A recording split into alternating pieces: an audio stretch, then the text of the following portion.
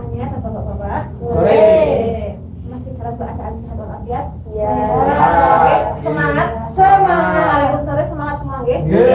Alhamdulillah saya ucapkan terima kasih sekali dalam keadaan sehat walafiat. Ibu-ibu dan bapak-bapak sudah menghadiri pertemuan rutin, pertemuan kelompok P2K2 tanpa halangan suatu apapun. Amin Allahumma amin. Tapi sebelum kita mulai sesi yang baru, alangkah baiknya kita berdoa terlebih dahulu ya. Mari kita buka acara pertemuan kita kali ini dengan bacaan basmalah bersama-sama. Bismillahirrahmanirrahim. Sebelum kita mulai, biar lebih semangat, kita tepuk semangat dulu lah ya.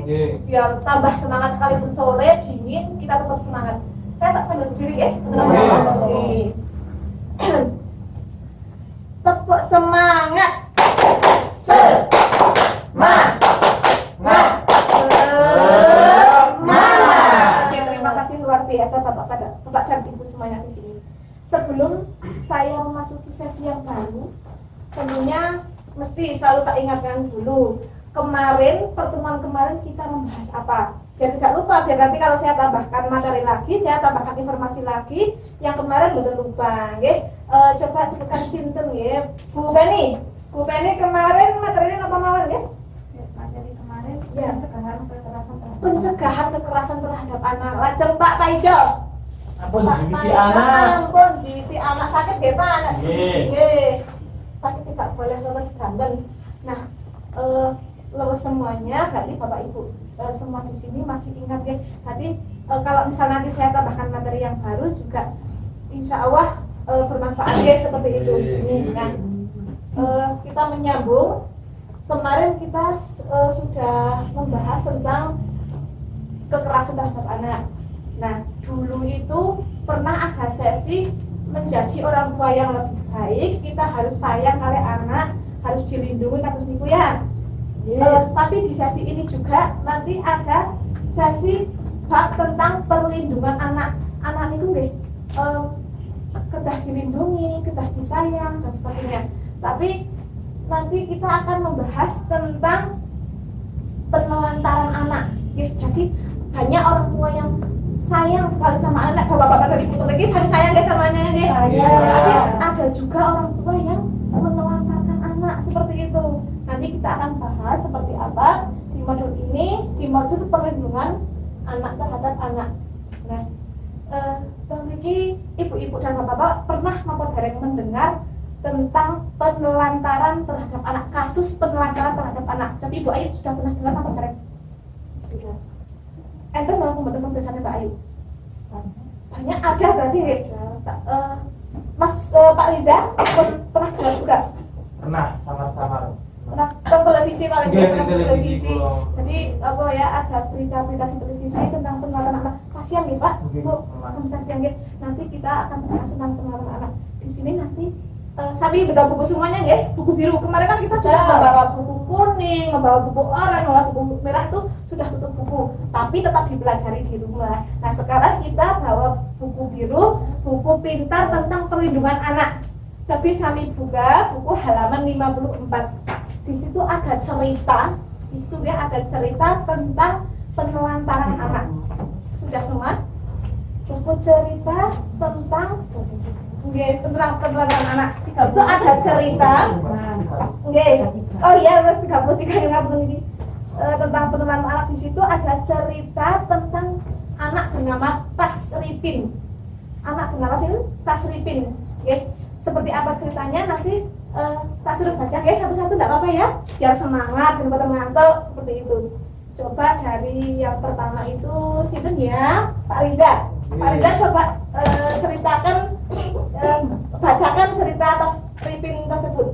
Monggo Pak Riza. Di sebuah dusun di Desa Gunung Lurah, Kecamatan Cilongok, Banyumas, Jawa Tengah, Tasripin 12 tahun harus mencari nafkah untuk menghidupi ketiga adiknya, Gendi 9 tahun, Rianti 7, dan Daryo 5. Terus ayah mereka pergi bekerja. Syukur ya, cekap semonten. Diterusakan kalian Ibu Desi, Cobi. Ayah mereka pergi bekerja di Kalimantan bersama kakak ketuanya. Sementara ibunya meninggal akibat tertimbun longsor saat sedang mencari pasir 1 tahun lalu. Ketiga adik.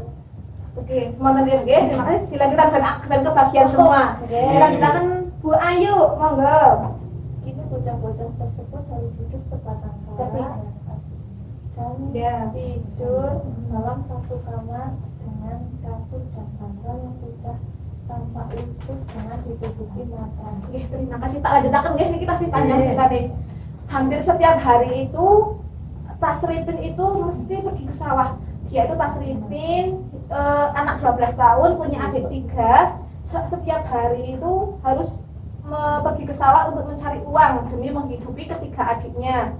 Terus para tetangga sekitar itu yang simpati dengan Tasripin kadang akan sing ngasih nasi, ada yang ngasih lauk pauk kepada bocah-bocah tersebut.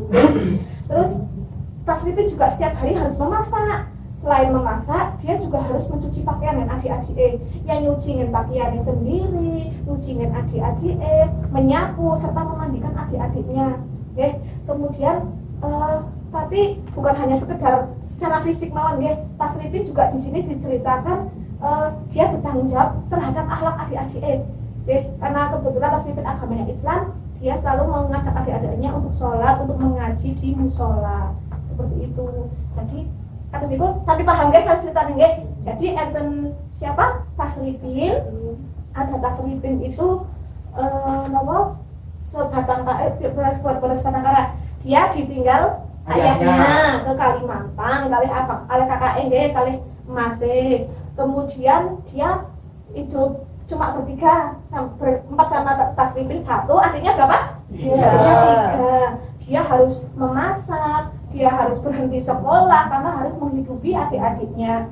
Jadi itu yang namanya kasus penelantaran itu salah satu contoh kasus penelantaran terhadap anak. Nah, kita baru membaca cerita dereng enten sing napa belum tak sebutkan penelantaran itu apa ya. Jadi penelantaran itu tidak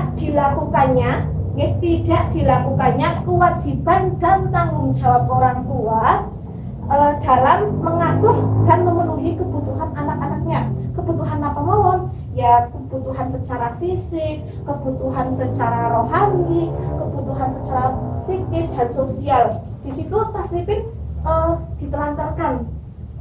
Ya memang ayahnya sedang mencari uang di sana, tapi kan dia menelantarkan keempat anak yang lainnya. Dia ke sana kan pergi bersama kakaknya ya ke Kalimantan, sedangkan ibunya yang seharusnya hidup bersama Tasripin sudah meninggal. Jadi itu salah satu contoh penelantaran terhadap kita kasihan apa mboten nggih Bu? Nggih, kasihan sekali kepada Tasripin. Tangga tepanane teriku juga karena setiap harinya itu Tasripin kan pergi ke sawah untuk bekerja. Lah punya anak 3, punya adik-adik 3. Kemudian tidak ada pemasukan kalau tasnya kecil ya tidak mungkin ada pemasukan. Jadi terpaksa dia harus berhenti sekolah, dia pergi ke sawah untuk memenuhi kebutuhan sehari. Tidak hanya kebutuhan fisik, di situ juga orang tua yang menelantarkan anak itu kan harus bertanggung jawab terhadap rohani, jasmani dan rohani anak. Nah, di situ yang bertanggung jawab terhadap rohani dan sosial anak itu Tasripin itu sendiri. Dia harus dan adik-adik itu akhlaknya juga baik. Dia selalu mengajak ke musola, mengajak ngaji. Ya memang luar biasa, tapi kasihan nggih. Jadi teng mriki sangat tidak dibenarkan kalau orang tua itu menelantarkan anak seperti itu ya. Kados saya kok sami ngantuk. Sekali lagi saniki sami ngadeg mawon, sami ngadeg. Sami ngadeg semangat. Nggih. Sekali lagi saya paling suka itu tepuk sai. Tepuk sai iki mari geser sama tepuk sai. Kita tepuk sai dulu nggih. Dereng pun sami kita sama dereng. Dereng. Asal nggih. Ngeten nggih. Tepuk sai. Sai. Saiful, tambahi full, nggih. Saiful. Ada sing nang Saiful banget nggih. ini karena biasanya kamu tuh membawa di sini cuma bercanda aja dan tetap semangat dan ibu ini semuanya saya. Kalau ingat Pak Saiful berarti tentu ibu sami saya seperti itu. Yuk tepuk saya Saiful. Oke, terima kasih. Monggo kami lenggah malih. Kalau tak ngalih ngajak, ngalih lenggah malih nggih. Cok napa? Nek ngadeg nggih keram, nek lenggah nggih sak koyo ngono. Enggak apa-apa ya? Ya. Sampai sini barangkali ada pertanyaan. Kami paham nggih? Kami paham semuanya alhamdulillah. Jadi sekali lagi tidak boleh yang namanya orang tua itu menelantarkan anaknya. Tidak boleh kasihan nggih. Orang tua harus bertanggung jawab keseluruhan. Tidak boleh menelantarkan anaknya. Alhamdulillah kalau sudah kami paham, besok saya sambung lagi pertemuan yang akan datang dengan info-info yang lebih banyak dan lebih menarik seperti itu ya. Nah dari saya cukupkan, tapi sebelum saya akhiri, kita akhiri dengan bacaan hamdalah bersama-sama. Alhamdulillahirrahmanirrahim. Cukup sekian, bila ada di awal sampai akhir ada kesalahan, saya mohon maaf. Wassalamualaikum warahmatullahi wabarakatuh. Waalaikumsalam warahmatullahi wabarakatuh.